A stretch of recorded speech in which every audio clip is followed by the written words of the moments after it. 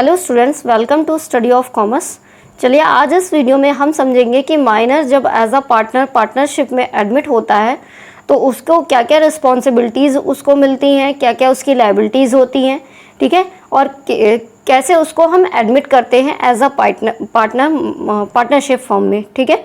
इससे पहले वाले वीडियोस में मैंने आपको बताया था कि पार्टनरशिप क्या होती है, ठीक है, पार्टनरशिप की क्या क्या मेरिट्स या डीमेरिट्स होती हैं, हमारे टाइप्स ऑफ पार्टनर्स कितने तरह के होते हैं, ठीक है। तो टाइप्स ऑफ पार्टनर में ही आपका एक एज अ माइनर पार्टनर भी होता है, जिसके बारे में आज हम डिस्कस करने वाले हैं। तो इस वीडियो को देखने से पहले आप वो वाला वीडियो ज़रूर देख लीजिएगा।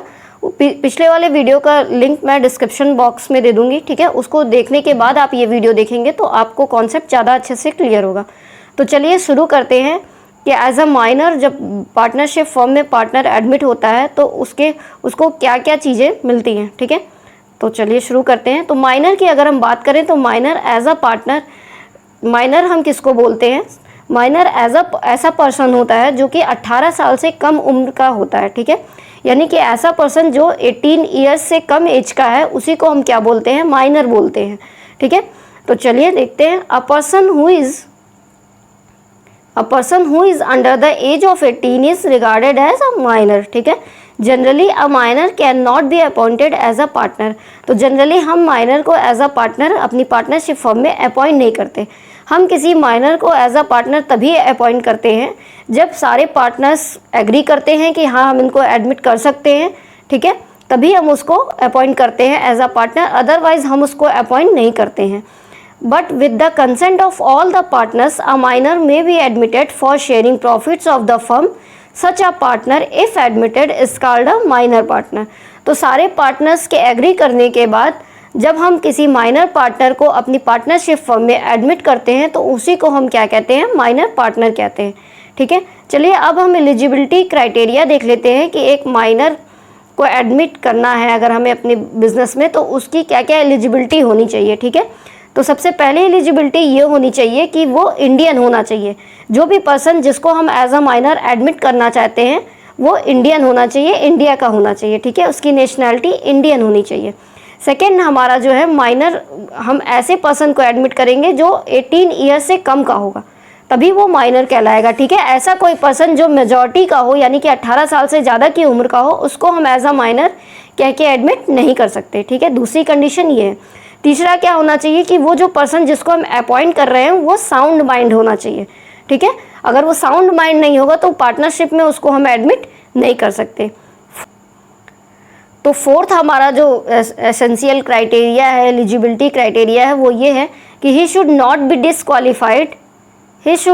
Disqualified to make a contract by any law. यानी कि वो किसी भी लॉ के थ्रू डिसक्वालीफाई नहीं होना चाहिए वो पर्सन जिसको हम एज अ पार्टनर एडमिट करने जा रहे हैं, ठीक है। तो 4 मेन एलिजिबिलिटी क्राइटेरिया होते हैं, अगर वो इन सब को फुलफिल करता है तभी हम उस पर्सन को as a minor partnership firm में एडमिट करते हैं। चलिए आगे देखते हैं।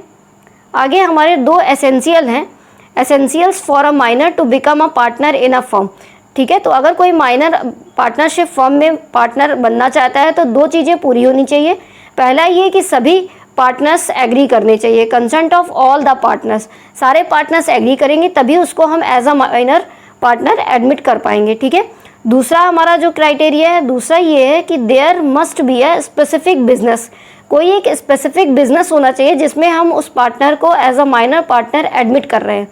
और एक माइनर जो है वो बिजनेस स्टार्ट नहीं कर सकता, ठीक है। ए minor can not form a business by himself, वो खुद से कोई बिजनेस स्टार्ट नहीं कर सकता। पहले से कोई रनिंग मोड में बिजनेस चल रहा होता है जिसमें हम माइनर को एज अ पार्टनर एडमिट कर सकते हैं, लेकिन अगर माइनर खुद चाहे तो वो खुद से कोई बिजनेस इस्टेब्लिश नहीं कर सकता, ठीक है। चलिए अब हम देखते हैं कि एक माइनर को क्या क्या राइट्स दिए जाते हैं पार्टनरशिप फर्म में। Right to be a partner, उसको पार्टनर बनने का राइट दिया जाता है। दूसरा उसको प्रॉफिट शेयर किया जाता है, ठीक है। तीसरा उसको बुक्स ऑफ अकाउंट एक्सेस करने का राइट दिया जाता है, लेकिन उसकी कोई लाइबिलिटी नहीं होती, not liable for any loss, ठीक है। जैसा कि आपको पहले मैंने बताया है कि सभी पार्टनर्स की अनलिमिटेड लाइबिलिटी होती है, लेकिन जब किसी माइनर को एज अ पार्टनर हम एडमिट करते हैं तो वो किसी लॉस के लिए लाइबल नहीं होता, ठीक है। चलिए अब कुछ लाइबिलिटीज़ जो एज अ माइनर पार्टनर होती है वो हम देख लेते हैं। लाइबल टू थर्ड पार्टी, तो माइनर थर्ड पार्टी के लिए लाइबल होता है। The minor partner can choose to be a partner where he will be liable to all third parties. तो जब वो किसी थर्ड पार्टीज के लिए लाइबल होना चाहता है तो वो लाइबल हो सकता है, ठीक है। When minor elects not to become a partner, तो सपोज दैट माइनर 18 साल की उम्र के बाद पार्टनर नहीं बनना चाहता, पार्टनरशिप फर्म में अपना वो कॉन्ट्रैक्ट छोड़ना चाहता है, तो उस केस में क्या होता है, ठीक है। After age of 18 the minor partner can choose to become the partner of the firm और not to become the partner of the firm. तो उसके पास दोनों ऑप्शन रहता है। 18 साल के बाद वो एज अ पार्टनर वर्क कर भी सकता है और पार्टनरशिप फर्म से जा भी सकता है, ठीक है। तो अगर वो सेकेंड ऑप्शन चूज करता है कि वो पार्टनरशिप फर्म में वर्क नहीं करना चाहता, अपना कॉन्ट्रैक्ट ख़त्म करना चाहता है, तो माइनर को एक नोटिस देना पड़ता है, तभी उस कॉन्ट्रैक्ट को वो ख़त्म कर सकता है। बिना नोटिस दिए वो पार्टनरशिप का जो रिलेशनशिप है उसको ख़त्म नहीं कर सकता, ठीक है। लास्ट है हमारा liabilities will be some when the minor attains majority. तो जब मेजॉरिटी की एज में आ जाता है माइनर तो उसके ऊपर लाइबिलिटीज़ आ जाती हैं, ठीक है। तो सीधी सी बात है, क्योंकि जब माइनर के एज पे आ जाएगा तो वो मेजर हो जाएगा, मेजॉरिटी में आ जाएगा तो उसको लाइबिलिटीज़ कुछ ना कुछ लेनी पड़ेंगी, ठीक है।